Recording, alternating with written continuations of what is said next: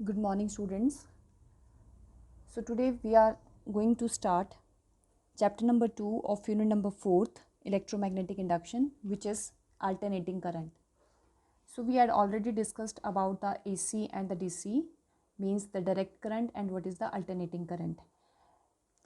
That is the graph of alternating current, and in the alternating current the magnitude and the direction of the current changes with respect to time. So we get this type of graph. Okay so जो आपके पास AC है, जैसे हमारे पास दो terms हम already discuss कर चुके हैं. एक टर्म हम कंसीडर करते हैं I, which is the alternating current. किसी भी समय पे करंट की जो मैग्नीट्यूड होता है उसको हम I के साथ रिप्रेजेंट करते हैं. And second one is I not. I not means the maximum value, that is I not. Peak और द मैक्सिमम वैल्यू, इसको I नॉट बोलते हैं. क्लियर.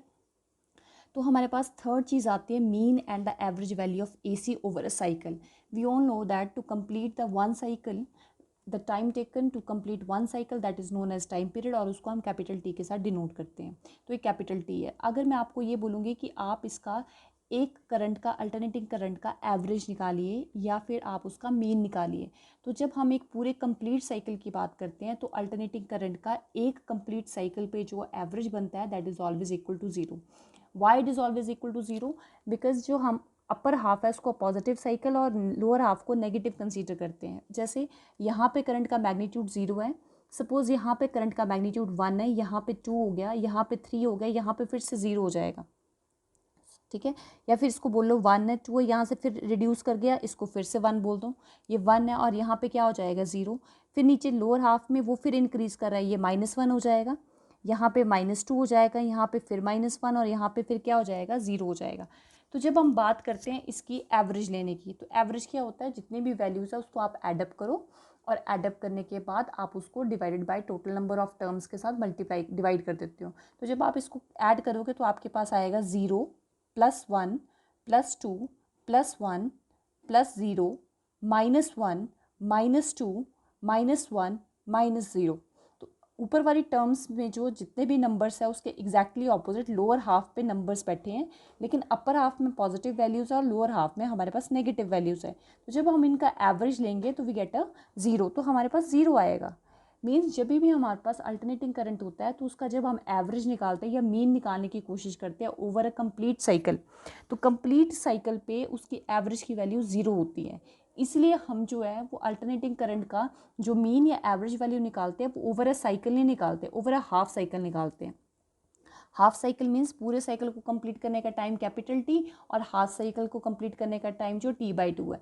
तभी हमारे पास जो है अगर कंप्लीट साइकिल लेंगे तो ऊपर पॉजिटिव है, नीचे एग्जैक्टली ऑपोजिट नेगेटिव वैल्यूज बैठी है, तो मेरे पास 0 आएगा. लेकिन हम हाफ साइकिल की बात करेंगे तो यहाँ पे मेरे पास आएगा 0 +1 +2 +1 +0 अपॉन नंबर ऑफ टर्म्स जितनी आ जाएगी, वहाँ से मेरे पास एक वैल्यू आ जाती है. इसलिए आप ध्यान रखेंगे जब भी आपका क्वेश्चन आएगा व्हाट इज़ द मीन और the average value of alternating current over a cycle, that is always equal to 0. And जब भी हम कैलकुलेशन करेंगे उसकी तो ओवर अ हाफ साइकिल ही आएगा. क्लियर. अब सेकेंड चीज़ आती है कि जब हमारे पास कोई भी चीज़ वेरिएबल होती है, जैसे किसी का मैग्नीट्यूड जो वो चेंज होता है, तो हमें उसकी एक एवरेज वैल्यू निकालनी पड़ती है. ठीक है. क्या उसकी क्या एवरेज वैल्यू. तो जैसे हम इसकी बात करते हैं, इसमें अल्टरनेटिंग करंट की जब हम बात करें तो यहाँ पे ये पॉजिटिव हाफ है, ये मेरे पास नेगेटिव हाफ है, तो मेरे पास एवरेज तो मेरे पास वैल्यू आती नहीं है. इसलिए हम इसमें एवरेज जो है ओवर अ साइकिल, जैसे हमारे पास है जो हमारे स्विचेस लगे होते हैं घर में, स्विचेस लगे होंगे, वहाँ पे हम बोलते हैं हमें 220 वोल्ट की सप्लाई आ रही है, 220 वोल्टेज. ठीक है. लेकिन वो तो अल्टरनेटिंग करंट होता है, अल्टरनेटिंग वोल्टेज होती है, हमारे पास आता तो अल्टरनेटिंग है, अल्टरनेटिंग ऐसी आती है, तो उसकी हम एक वैल्यू कैसे बता सकते हैं, हम उसको कैसे बोल सकते हैं कि वो 220 वोल्ट जो वो उसकी एक वैल्यू, क्योंकि उसके मैग्नीट्यूड तो with respect to time change हो रहा है. अगर आपको अल्टरनेटिंग करंट मिल रहा है इट मीन्स आपको वोल्टेज भी तो अल्टरनेटिंग ही आ रही है, तो उसकी वैल्यू हम कैसे 220 वोल्ट बोल देते हैं. तो आप देखेंगे, ध्यान रखेंगे कि जब आप अल्टरनेटिंग करंट या अल्टरनेटिंग वोल्टेज की बात करेंगे तो हम एवरेज नहीं निकाल सकते, क्योंकि मैंने आपको बता दिया. तो हम उसकी जगह एवरेज निकालने की बजाय वहाँ पे रूट मीन स्क्वायर वैल्यू निकालते हैं. ठीक है. जो भी हमें स्विचेस से 220 वोल्ट बोलते हैं that is the root mean square value of the voltage, और उसके साथ जो हमें करंट मिलेगा उसको हम root mean square value of current बोलते हैं. अब मैं आपको आगे बताऊंगी कि वो क्या चीज़ होती है. ठीक है। तो आप ध्यान रखेंगे कि हमें उसकी जो एक वैल्यू मिलती है कि 220 वोल्ट मिल रही है हमें वोल्टेज, तो वो मेरे पास एवरेज वैल्यू नहीं होती है, क्योंकि एवरेज निकालेंगे तो ज़ीरो जाती है। तो उसके लिए हमें कुछ और करना पड़ता है, जिसको हम क्या नाम बोलते हैं, रूट मीन स्क्वायर वैल्यू बोलते हैं, या फिर उसको वर्चुअल वैल्यू बोलते हैं, या फिर हम उसको effective value of alternative current भी बोलते हैं। क्लियर। अब हमारे पास सबसे इंपॉर्टेंट चीज़ आ जाती है कि what is the meaning of this root mean square value. अब पहला स्टेप तो मैंने आपको बता दिया कि हमें रूट मीन स्क्वायर वैल्यू क्यों निकालनी पड़ती है, क्योंकि हमें जो चीज़ वेरी कर रही है, जिसका मैग्नीट्यूड समय के साथ चेंज कर रहा है, तो मुझे उसकी एक वैल्यू शो करनी होती है। तो शो करने के लिए हम एवरेज नहीं निकाल पाते, एवरेज की बजाय हम क्या चीज़ निकालते हैं, चाहे वोल्टेज हो अल्टरनेटिंग या अल्टरनेटिंग करंट, तो उसकी हमें रूट मीन स्क्वायर वैल्यू निकालनी पड़ती है। ठीक है, ताकि हम उसकी एक वैल्यू निकाल सकें। अभी आता कैसे है, ठीक है। अब मैं आपको समझा रही हूँ what is the meaning of root mean square value. इसको आप ध्यान से सुनिएगा, मैं दो तरीके से बताऊंगी आपको, जो आपको सही लगेगा, जो आपको इजी लगेगा, आप उसके अकॉर्डिंग दिमाग में बिठाइएगा। मेरे पास यहाँ पे दो फिगर्स बनाई है मैंने, ठीक है। दिस वन इज़, यहाँ पे मैंने एक आर रजिस्टर ज्वाइन किया है, यहाँ पे एसी का सोर्स है, ये एसी सोर्स है अल्टरनेटिंग करंट का और अल्टरनेटिंग वोल्टेज का सोर्स है। अगर ये अल्टरनेटिंग सोर्स है तो ऑब्वियसली बात है आपके सर्किट में करंट भी कौन सा फ्लो करेगा, अल्टरनेटिंग करंट ही फ्लो करेगा। क्लियर। और यहाँ पे सेकंड वाले में मैंने सेम सर्किट में यहाँ पे डीसी यानी कि बैटरी का सोर्स ज्वाइन किया। तो यहाँ पे जो करंट फ्लो करेगा वो मेरे पास होगा कौन सा वाला करंट, वो होगा हमारे पास डायरेक्ट करंट। क्लियर। अब सबसे पहले फिगर नंबर 1 में आऊँ, तो उसमें मैं ये समझा रही हूँ what is the meaning of root mean square value. तो जब मैंने क्या किया, एक आपने रजिस्टर ले लिया, उसके साथ आपने एसी का सोर्स ज्वाइन कर लिया, तो एसी के सोर्स की वजह से इसमें अल्टरनेटिंग करंट ये फ्लो करेगा। क्लियर। अब आपने क्या करना है, मैंने आपको बताया कि एवरेज वैल्यू एक साइकिल पे नहीं ली जाती, लेकिन रूट मीन स्क्वायर वैल्यू मुझे तो एक वैल्यू बतानी है, तो एक वैल्यू बताने के लिए मुझे साइकिल भी पूरी कंप्लीट कंसीडर करनी पड़ेगी, तभी उसकी एक वैल्यू आएगी। तो रूट मीन स्क्वायर वैल्यू हमेशा ओवर अ साइकिल ली जाती है, और ये ओवर अ साइकिल 0 होती है। तो यहाँ पे मैं एक साइकिल की बात करूँगी, तो आप ध्यान से सुनिएगा। मैंने यहाँ पे एक साइकिल की बात की, तो मैंने देखा लेट टी सेकंड के लिए, क्योंकि एक साइकिल को कंप्लीट करने के लिए टी सेकंड लगता है, लेट टी सेकंड में इसमें करंट फ्लो किया जो कि अल्टरनेटिंग करंट है। And as we all know, whenever the current is flowing through any resistor, then there is a amount of heat produced across that resistor. तो मैंने देखा कि इस वाले सर्किट में लेट टी सेकंड के लिए जब अल्टरनेटिंग करंट फ्लो किया, जिसकी वैल्यू मुझे नहीं पता कितनी, क्योंकि उसका मैग्नीट्यूड 0 से मैक्सिमम, मैक्सिमम से मिनिमम, फिर मैक्सिमम, फिर मिनिमम चेंज होता रहता है, लेकिन जब वो टी सेकंड के लिए फ्लो किया, लेट इस आर रजिस्टर में H amount of heat generate होगी, मतलब 10 जूल हीट प्रोड्यूस होगी। क्लियर। हम रूट मीन स्क्वायर वैल्यू बता रहे हैं कि क्या चीज़ होती है, मतलब इसका एग्जैक्टली कोई एक वैल्यू, जैसे एवरेज जो हम निकालते हैं, तो यहाँ पे एवरेज नहीं आएगा, रूट मीन स्क्वायर वैल्यू आएगी। तो मैंने देखा कि यहाँ पे अल्टरनेटिंग करंट जब फ्लो किया टी सेकंड के लिए, तो उसने आर रजिस्टर में से कितनी अमाउंट ऑफ हीट जनरेट करके दे दी, हमें H amount of heat generate करके दे दी। अब मैंने इसकी एवरेज वैल्यू निकालनी है। हमेशा ध्यान रखिएगा, रूट मीन स्क्वायर वैल्यू जो होती है वो अल्टरनेटिंग करंट की होती है, ठीक है, एसी की होती है, डीसी की नहीं होती। अब मैंने वही सेम सर्किट लिया, लेकिन उसी सेम सर्किट में मैंने यहाँ पे डीसी का सोर्स ज्वाइन कर दिया। डीसी मतलब मुझे स्टडी करंट देगा वो। तो मैंने अब क्या करना है, इस स्टडी करंट को यहाँ फ्लो करवाना है, और इस स्टडी करंट के फ्लो को भी आपने टी सेकंड के लिए सेम टाइम के लिए देखना है। क्लियर।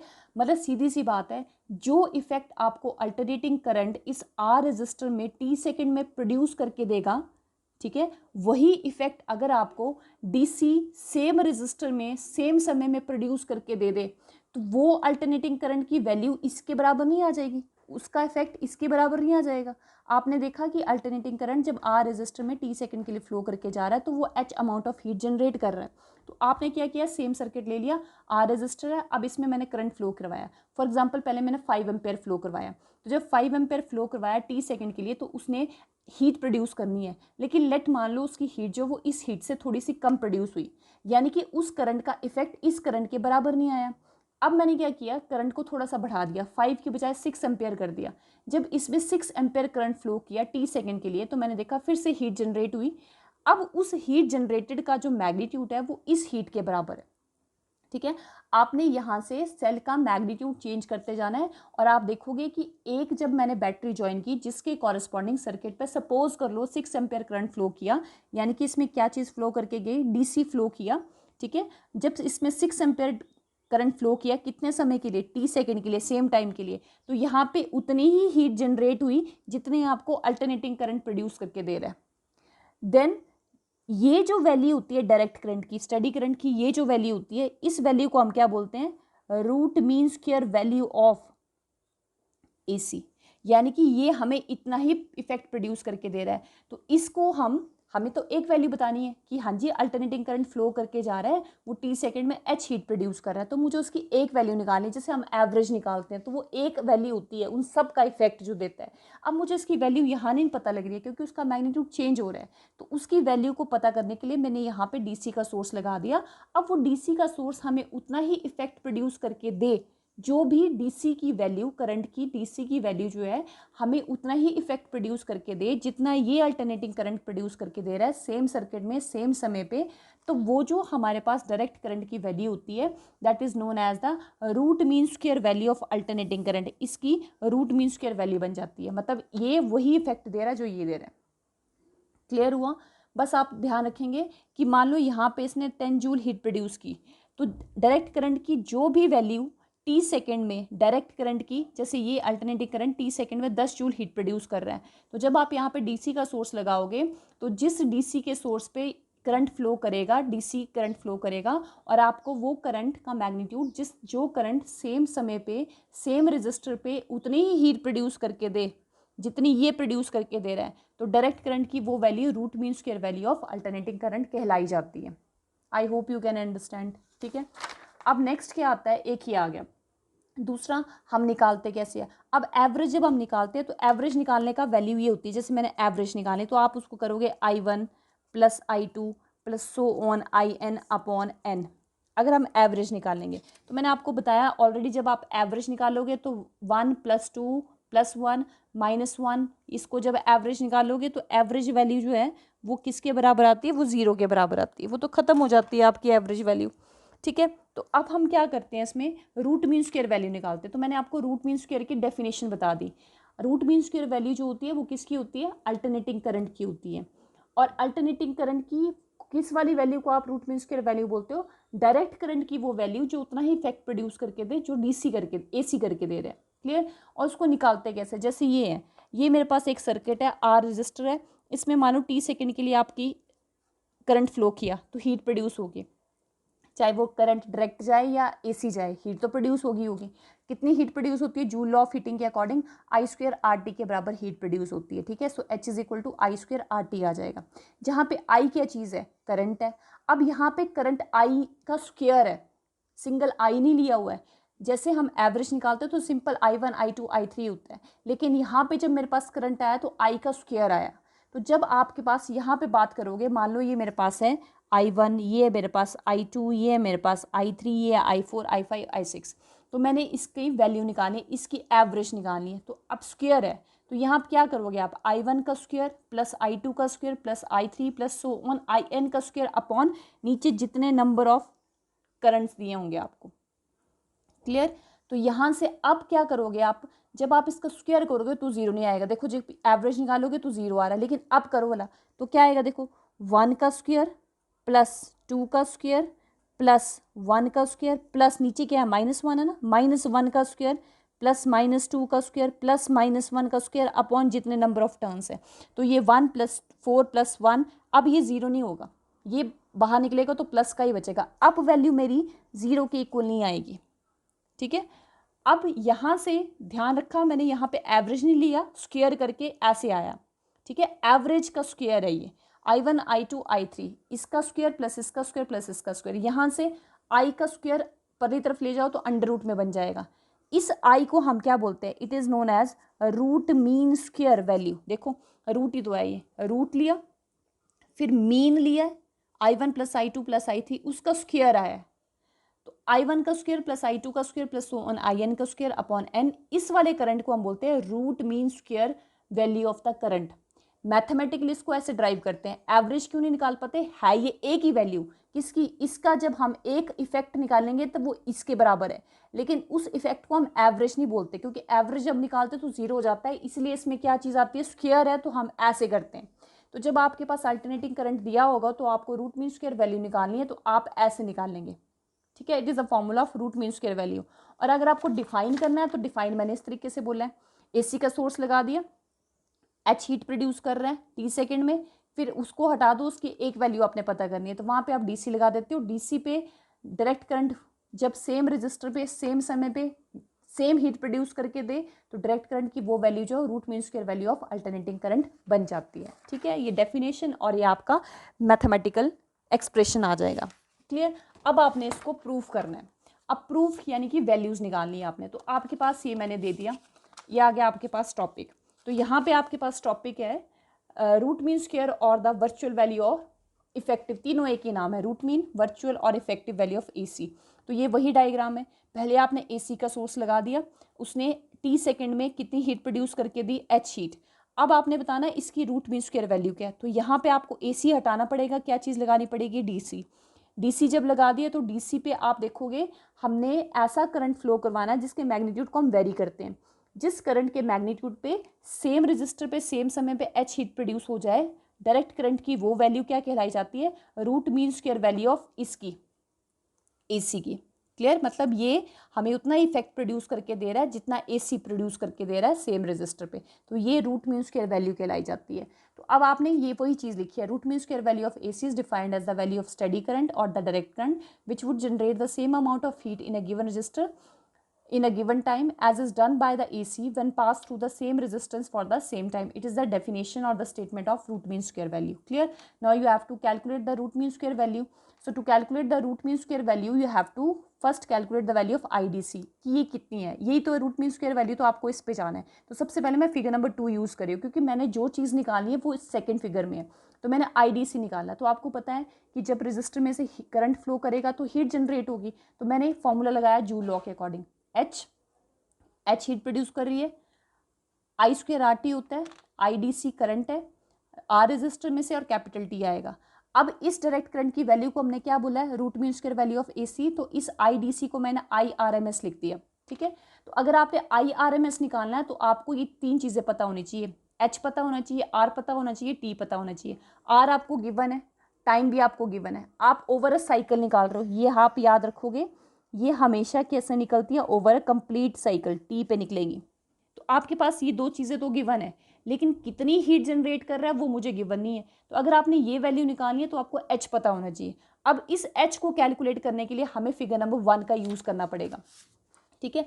अब आप फिगर नंबर 1 पे जाएंगे तो आपको यहाँ पे देखो ये उतनी ही हीट जनरेट करता है जितना AC करके देता है। तो अब इस वाले फिगर में मेरे पास इक्वेशन नंबर 1 में H नहीं है, तो मैंने H को निकालने के लिए फिगर नंबर 1 का यूज़ करना है। ठीक है। तो अब फिगर नंबर 1 में क्या होगा, देखो ये आपके पास पिक्चर। तो फिगर नंबर 1 में आपने सिर्फ उसका यूज़ करना है ताकि आपके पास H आ जाए, अननोन वैल्यू। तो आपको पता है इसमें अल्टरनेटिंग करंट है। अगर करंट अल्टरनेटिंग है तो ऑब्वियस सी बात है आपका करंट का मैग्नीट्यूड जब वेरी करेगा तो रजिस्टर में से हीट जनरेट जो होगी वो भी वेरी करेगी। अगर करंट कम होगा तो हीट जनरेट भी कम ही करेगी। तो मैंने क्या किया, इस पूरी साइकिल में आपको पता है कौन सा करंट फ्लो करेगा, अल्टरनेटिंग करंट। तो अल्टरनेटिंग करंट की इक्वेशन मैंने ऑलरेडी करवाई है, I is equal to I not sine omega t. किसी भी समय पे इस सर्किट में कितना करंट फ्लो करके जाता है उसको हम I के साथ रिप्रेजेंट करते हैं। क्लियर। तो मैंने पता करनी है कितनी हीट जनरेट होगी। तो आप क्या करोगे, आपको पता है कि करंट का मैग्नीट्यूड वेरी कर रहा है तो हीट जनरेट भी वेरी करेगी। कम करंट पे कम हीट जनरेट होगी, ज़्यादा करंट पे ज़्यादा। जिसका मैग्नीट्यूड वेरी करता है उस पर हम सारा नहीं निकालते, जिसका भी मैग्नीट्यूड वेरी करे उसमें आप स्मॉल अमाउंट ऑफ वो चीज़ निकाल दो और उसको आप इंटीग्रेट कर दो। जैसे इसमें हीट प्रोड्यूस जो हो रही है वो वेरी कर रही है, तो आपको पूरे साइकिल पे पता करनी है कितनी हीट जनरेट होगी। तो आप क्या करो, पूरी साइकिल पे मत जाओ, इस साइकिल का छोटा सा पार्ट कंसीडर कर लो, उस छोटे से समय पे कितनी हीट जनरेट हो रही है, स्मॉल अमाउंट ऑफ हीट निकाल दो और उसको आप क्या कर दो, इंटीग्रेट कर दो। तो जब आप इंटीग्रेट कर दोगे तो आपके पास टोटल अमाउंट ऑफ हीट निकल आएगी। इंटीग्रेट करने की क्यों ज़रूरत पड़ी, क्योंकि मैंने आपको बताया हीट का मैग्नीट्यूड वेरी कर रहा है क्योंकि वो डिपेंड करता है करंट पे।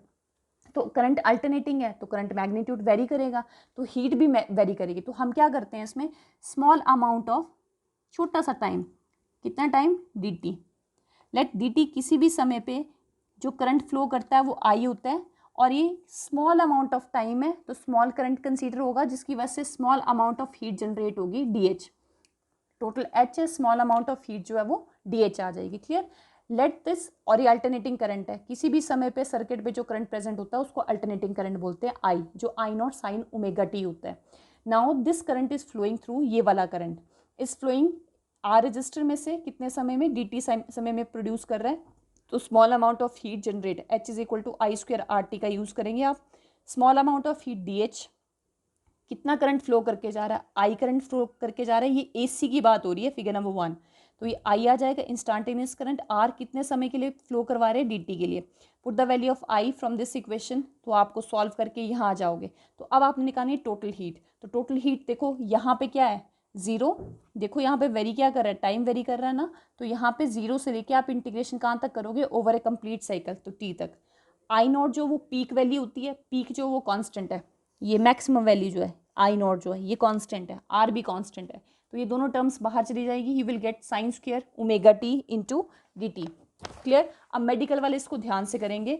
अब sign omega T, sine theta integration आपको करवाइए, आपने उसको प्रैक्टिस करना है। अब यहाँ पे साइन स्क्वायर थीटा, ये साइन स्क्वायर, ये थीटा की जगह ओमेगा टी है, तो साइन स्क्वायर की इंटीग्रेशन नहीं होती, इसे हमें पहले फॉर्मूले में चेंज करना पड़ता है। तो इसका फॉर्मूला क्या होता है, ये है साइन स्क्वायर थीटा को हम पहले फॉर्मूला में चेंज करते हैं तो बनता है 1 माइनस कॉस 2 थीटा अपॉन 2। ये इसका फॉर्मूला है, इंटीग्रेशन नहीं है, ठीक है, ये सिर्फ फॉर्मूला है। तो 1 माइनस कॉस 2 थीटा अपॉन 2 पे आएगा, ये आपको लर्न करना पड़ेगा। अब यहाँ पे मैंने पुट कर दिया I naught square sine square omega t का फॉर्मूला क्या होता है, 1 माइनस कॉस 2 थीटा, थीटा की जगह क्या है यहाँ ओमेगा टी, तो बनेगा 1 minus cos 2 omega t into d t. Clear. अब नेक्स्ट आपने क्या करना है, इसको सॉल्व करना है simple. H as it is 2 constant है, मैं बाहर ले गई हूँ। अब इंटीग्रेशन आप अलग अलग करोगे, 1 इंटू डी टी मैंने ब्रेक कर दिया, माइनस और cos 2 omega t into d T मैंने अलग कर दिया। यहाँ पे डिफ्रेंसिएशन और इंटीग्रेशन बोथ आर ऑपोजिट, और इंटीग्रेशन ऑफ डी टी सभी को लर्न होगा, स्मॉल टी आएगी, अपर लिमिट और लोअर लिमिट, ठीक है। माइनस साइन जो है वो कॉज में, माइनस कॉज इंटीग्रेशन की बात कर रहे हैं, साइन जो माइनस कॉज में चेंज होता है और जो कॉज है वो प्लस साइन में चेंज होता है, डिफ्रेंसिएशन में उल्टा होता है, कॉज माइनस साइन में आएगा डिफ्रेंसिएशन में और दूसरा वाला प्लस में आएगा, लेकिन यहाँ पे कॉज के साथ जो है वो प्लस आएगा। तो जब आपको मैंने बताया था cos 2 थीटा है इंटू डी थीटा है, इसकी जब आप इंटीग्रेशन करेंगे तो cos किस में बदलेगा, साइन में, एंगल जो है वो एज इट इज रहेगा, 2 थीटा है वो वैसा, उसको नहीं छेड़ना है, एक समय पे एक ही चीज़। तो cos की इंटीग्रेशन हो जाती है साइन 2 थीटा, डिनोमिनेटर में डिफ्रेंसिएशन ऑफ एंगल, दोबारा से सिर्फ एंगल की डिफ्रेंसिएशन होती है, ऊपर cos साइन में चेंज हो गया, एंगल सेम रहा, डिनोमिनेटर में d by D theta of 2 theta differentiation. वैसे यहाँ पे cos किस में चेंज हो जाएगा, साइन में, एंगल सेम रहेगा और नीचे डिफ्रेंसिएशन टाइम के respectively d by d t of angle आ जाएगा। क्लियर। तो 2 और ओमेगा एंगुलर स्पीड और 2 कांस्टेंट होता है, बाहर चला जाएगा। यहाँ पे upper limit minus lower limit मैंने पुट की है, cos sine 2 omega t as it is और अंदर dt बाई डी टी। इसको आप सॉल्व करेंगे तो 1 आएगा, then you will get this, ठीक है, ये सॉल्व करके t आ जाएगा। अब 2 ओमेगा कांस्टेंट है, मैं इसको बाहर लेगी और इसमें आप upper limit minus lower limit full कर मतलब पुट करोगे तो यहाँ पे आ जाएगा sine 2 omega as it is, small T में अपर लिमिट पुट की तो capital T, minus sine 2 omega small T में 0 पुट किया तो 2 ओमेगा इंटू 0 साइन 0 हो जाएगा। ओमेगा हमें पता है 2 पाई बाई टी होता है इंटू टी, यहाँ से टी कैंसिल आउट हो जाएगा, तो आपके पास बनेगा 1/2 omega sine 4 pi minus 0। Sine 0 की वैल्यू 0 होती है और साइन के साथ पाई लगाओ और उसके साथ इवन हो या ऑड मल्टीपल हो, जैसे साइन पाई दी है, साइन 2 पाई है, 3 पाई है, 4 पाई है, 5 पाई है, पाई होना चाहिए, तो उसका आंसर 0 होता है, ठीक है। साइन के साथ पाई लगाओ और 1 2 3 4 कुछ भी हो, जैसे यहाँ 5 पाई होता है, 6 पाई होता है, 7 पाई होता है, पाई होना चाहिए, तो उसका आंसर 0 है। मतलब ये पूरी टर्म 0 होगी तो 1/2 ओमेगा को इसके साथ करोगे तो ये भी 0 हो जाएगा। मेडिकल वालों के लिए थोड़ा सा मुश्किल है, वो थोड़ा ध्यान से करेंगे इसको। हमारे पास यहाँ पे सिर्फ t बचेगा, तो आपके पास h की वैल्यू जो आ जाएगी I naught square by 2 into t, और ये आ गया h। ये क्या चीज़ है, ये वो वाली हीट है जो आप निकाल रहे हो, देखो आप निकाल रहे थे, आपके पास हीट नहीं थी तो आप हीट निकाल रहे थे, तो यहाँ से हीट निकालने के लिए मैंने इसका यूज़ किया था। तो अल्टरनेटिंग करंट 30 सेकंड में कितनी हीट जनरेट करके दे रहा है वो आपने ये निकाल दी, ठीक है। तो आपके पास जो चीज़ नहीं थी, जितनी हीट अल्टरनेटिंग करंट जनरेट करता है उतनी ही डीसी जनरेट करके देगा, तो आप इक्वेशन नंबर 1 में हीट जनरेट पुट कर दोगे, इसकी हीट जनरेट इसी के बराबर होती है ना, और AC ने कितनी हीट जनरेट की है वो आपने निकाल दी है। Therefore heat produced by the AC in t second put in 1, तो h की वैल्यू डाल दी मैंने, IRMS डाल दिया, यहाँ से आर टी के साथ आर टी कैंसिल आउट जाएगा तो I naught square by 2 I R M S आ जाएगा। यहाँ से अंडर रूट पहली तरफ भेजोगे तो I R M S is equal to I naught by under root 2। ठीक है, ये बनेगा आपका फॉर्मूला, जिसमें root mean square value of alternating current, root mean square value of alternating current is always equal to I naught by under root 2, where I not is the peak current, peak value of current. ठीक है, numerical में आज जब आप solve करोगे तो 1 by under root 2 जो है, जब आप उसको सॉल्व करते हो तो 0.707 आता है। Clear? So this is the formula of I R M S. दोनों तरीके से लिख सकते हो, ये भी और ये भी। ये आपका फर्स्ट आर्टिकल। ओके।